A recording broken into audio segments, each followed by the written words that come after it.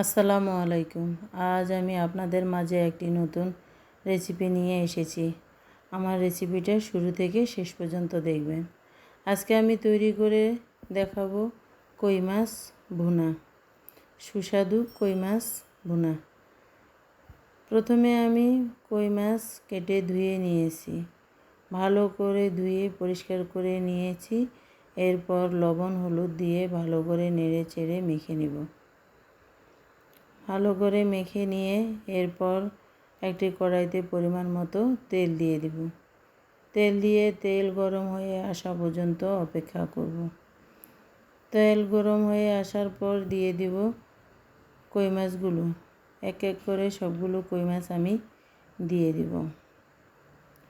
এরপর আমি মিডিয়াম হিটে মাছগুলো ভেজে নেব। মাছগুলো এক পাশ হয়ে এসেছে, এখন আমি উল্টে দেব। আরেক পাশ ভালো করে মচমচ করে ভেজে নেব। মাছ আমার হয়ে এসেছে, এখন আমি তুলে নেব। এরপর আমি একই কড়াইতে দিয়ে দেব পরিমাণ মতো তেল, দিয়ে দিব পেঁয়াজ কুচি। পেঁয়াজ কুচি দিয়ে আবারও নেড়ে চেড়ে কিছু সময় ভেজে নেব। এরপর আমি দিয়ে দিব 1 চামচ রসুন বাটা, 1 চামচ হলুদ গুঁড়া, 1 চামচ মরিচ গুঁড়া, স্বাদ মতো লবণ দিয়ে আবারও ভালো করে নেড়ে চেড়ে কষিয়ে নেব। কষিয়ে এরপর দিয়ে দিব পরিমাণ মতো পানি দিয়ে আবারও ভালো করে নেড়ে চেড়ে কষিয়ে নেব। এরপর দিয়ে দিব 1 চামচ জিরা গুঁড়া, 1 চামচ ধনিয়ার গুঁড়া দিয়ে আবারও ভালো করে নেড়ে চেড়ে নেব।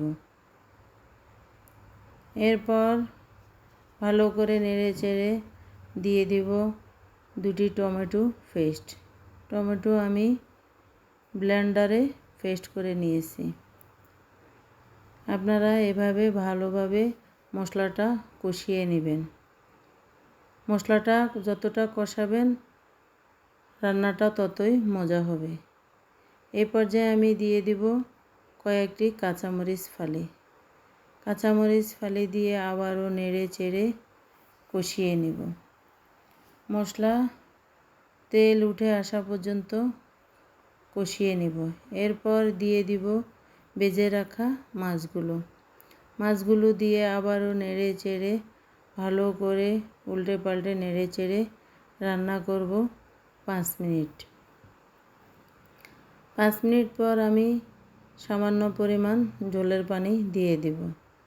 দিয়ে আবারও ভালো করে নেড়ে চেড়ে রান্না করব। এই পর্যায়ে আমি ঢেকে রান্না করব আরও 5 মিনিট। 5 মিনিট পর ঢাকনা তুলে আবারও উল্টে পাল্টে নেড়ে চেড়ে নেব।